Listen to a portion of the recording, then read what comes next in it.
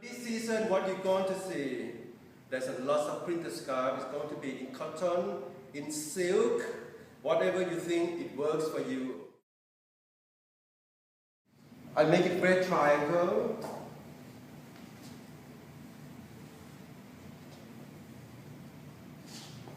And you just make a simple knot. Voila. Little knot like a scout girl. You can see. This is quite 70s. And you loop it in. Here we go. Like a little knot. It's quite rough. It's very soft. It's very feminine. And you can wear it under the jacket, over the cardigan.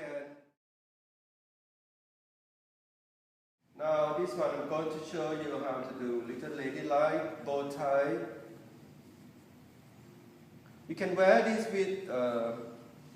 with a t-shirt as well. It's not always have to be a blouse, but I think the reason why that I'm showing you with the blouse is more formal. That's what you're going to wear to work, or you can wear to the evening as well. You can turn it around. Even you can do this. It's quite a big trend as well. If you want to make it a little bit more edgy, and the bow at the back. It's very straightforward, but you have to fold it, almost like origami.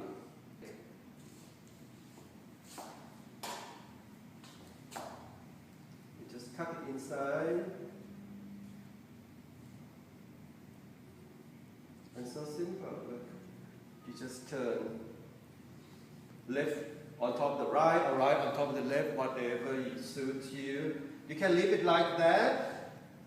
Or you can wear like a printed blouse with a solid color scarf as well.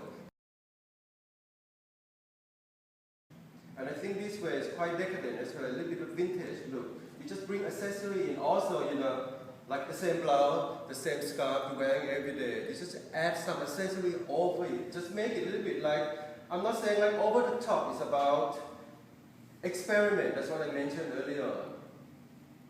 You can see it. It's so feminine.